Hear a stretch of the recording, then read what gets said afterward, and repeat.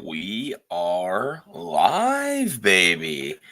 A little impromptu episode of my old series, Break the Chalk. I'm Russi Badass, riding solo today. Uh, my usual co-host Trey's at a high school football game right now, and typically our plans would be to record an episode today. However, I just kind of want to give a little Break the Chalk episode. It's the series we used to run where it was strictly about bets, and we've got a big college football matchup this weekend with number 14 LSU taking on number 8 Alabama. This has intense complications and surrounding. There's a lot of headlines. Let's talk about that first. So one, Jaden Daniels being in the Heisman race. This game could ultimately decide his seat in New York and possibly him being able to lift the trophy if he has a good game. This is LSU's really their last tough game outside of A&M.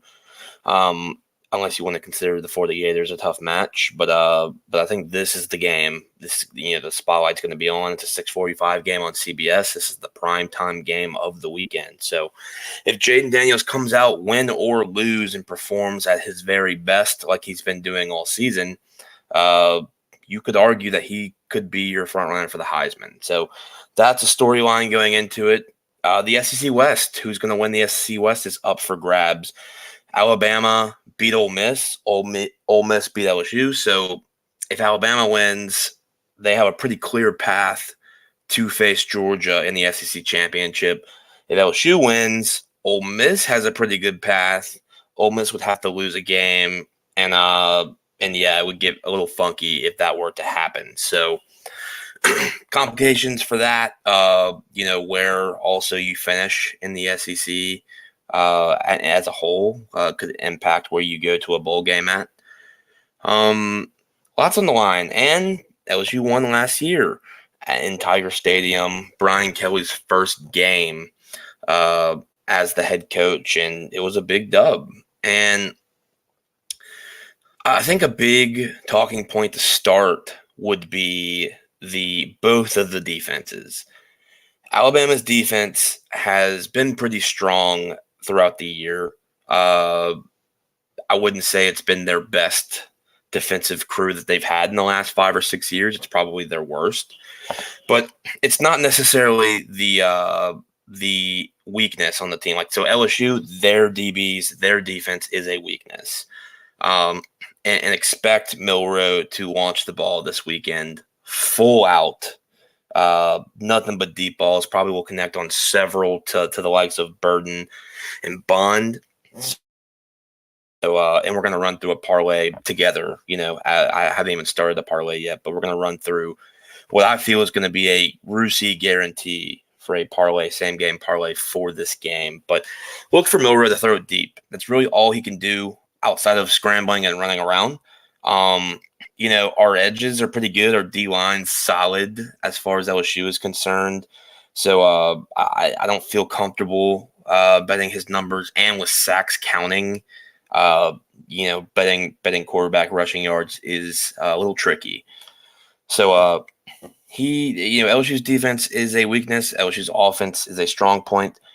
Alabama's offense is their weakness. So it's the first time really in the last, I'd almost say decade, we've had a situation like this where it's kind of the opposite. Alabama is usually the best in both categories, but the fact that their offense is their weakness, compared to LSU being their strong suit, and vice versa on defense, it's just a weird gig. And when this game opened on all the major sports books about a few weeks ago, this opened as about a 10-point to 11-point spread towards Alabama. Now obviously that's changed as the last couple of weeks. They had a close game with Arkansas and Tennessee. Impressive wins for Bama, but they were closer than anticipated, while LSU beat Auburn by 30 and shut out Army 62-0. So the line has shifted a lot. It is +3 for LSU now. That's about right for a team that's traveling to Alabama for a primetime late game. I think that's the perfect line. I think Vegas is pretty content with that line. I think the double digits line, they'll probably lose a little bit on that. I don't see this game being a blowout in any fashion. I see this going down to the wire. It's just going to come out to quarterback play. Can LSU's DBs stop the bleeding? I'm not going to say make several stops. Can they stop the bleeding? Can they limit the deep balls that are thrown and caught against them? And can LSU capitalize on offense and get past this stellar Alabama defense? Can Jaden Daniels keep up his output that he's been given both on his feet and with his arm? So all in all, it's going to be a hell of a game. Way better than the supposed two best teams in the country, as James Franklin said, with Penn State and Ohio State. By the way, what are your thoughts on the college football playoff rankings, huh?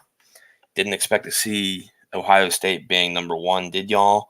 We'll save that for another day, obviously, but thought that was interesting that came out. So let me get FanDuel out. FanDuel is probably the best to get like good same game parlays for. So let's just walk through. This is how I would typically go through. I go through the lines. I don't make any decisions unless I see something that jumps off the screen. But let's start with Jaden Daniels passing 281.5.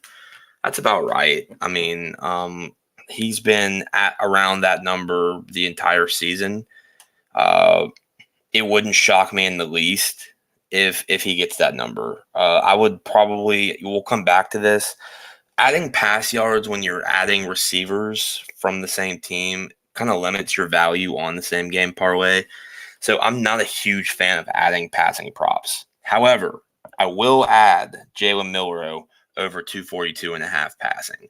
I just personally think he's going to connect on several deep balls. He doesn't need to have like this huge, excellent, efficient performance.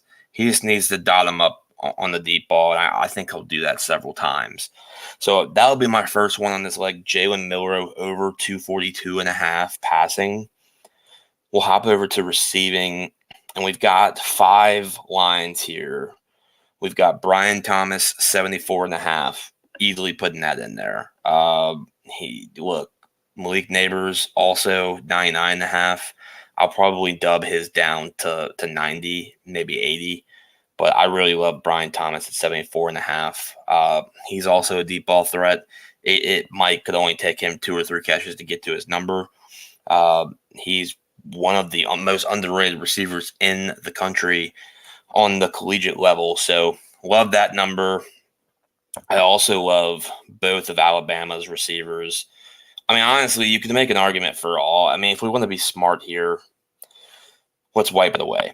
So let's go with Brian Thomas 60. Let's wipe it away. We've got the Jalen Milroe pass yards, Brian Thomas alt line of 60, Malik Neighbors alt line of 80, Jermaine Burton alt line of 50, and Isaiah Bond alt line of 40. So we're up to 5 legs, and we're at plus 539 right now.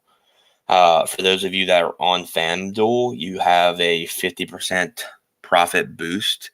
So I encourage y'all to definitely take a look at that and opt into that so you can boost this baby a little bit. So that's it for the receiving. They have a receptions line, but it's 6.5 for Malik Neighbors. If you're pro Malik Neighbors, you can go ahead and bet that. It's plus 108, and it's not a number that is intimidating at the least. I would just feel more comfortable with taking an alt line of yards. So we have those 5 plays. Now we've got 4 rushing props available. We've got Jaden Daniels 64.5. To me, I don't think that's a tough one because the very first bet I had of Jaden Daniels after he transferred to LSU was his rushing yards. I think it was like mid to low 30s, and it hit easily. 64.5 is a lot for a betting perspective for a game of this magnitude. So I'm going to be safe and go I'm not gonna touch this. Call me a wuss, whatever. Logan Diggs also not gonna touch that. I think most of LSU's success is gonna come in the passing game. Jace McClellan, 79.5 rush. I would feel pretty confident that he gets 50 minus 550, pretty steep, but I would feel relatively confident that he gets 50 yards rushing. And Milrose is 37.5. With LSU's ability to not get pressure, I think him getting 25 rush yards is pretty solid. So I'll add that in there as well. So we've got 7 legs so far in this for plus 1,048. Really the last thing we can put some cherries on top with here is a touchdown score or two. Look, I think if we're being honest, we've got to go with Jermaine Burton. I think he's going to be the end zone guy. Isaiah Bond would be a good guy to take a chance on plus 150, but he's only going to get it on a deep ball. I think Burton is your option as far as maybe mid range is concerned. So that checks out there. I'm going to add Burton in there. I'm going to also add. I want to add one more for LSU. I just don't know who I'm going to add.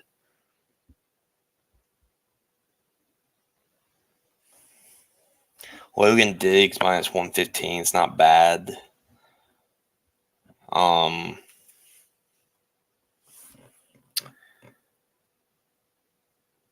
Daniels also isn't bad.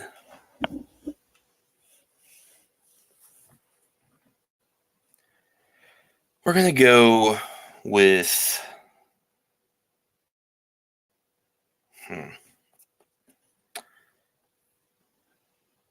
just because Logan Diggs has had a heavy increase in volume.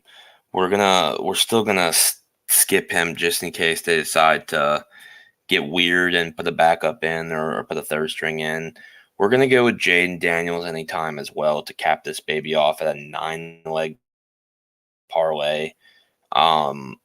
Me personally, I'm gonna add a 10th one in, and I'm gonna take as many LSU points as I can get, which they're giving me 9.5. So that caps this baby off at plus 42.37.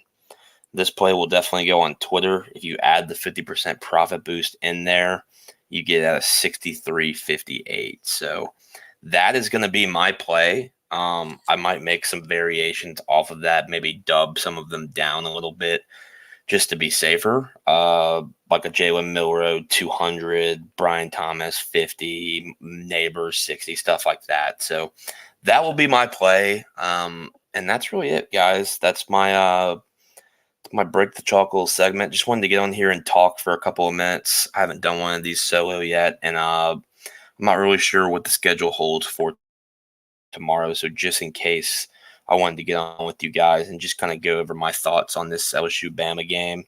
So look on the Twitter page for that. I'm going to post it tomorrow. I might do some tweaking here and there to it. But that's going to be my play. That's what we're going to be pulling for. Obviously pulling for LSU to win the game. But in my opinion, we need to cash a bet. So in this, a good same game parlay here, it doesn't give me Ole Miss vibes, but it gives me close enough to it to where I feel comfortable winning a bet. So this is the game to make some money on this week. So let's get it, boys. That's it for this little mini episode of Break the Chalk. I will be back next week in some capacity and hopefully tomorrow for our show. If not, Coach Trey will run that show and get us going there. So y'all take it easy and have a good night.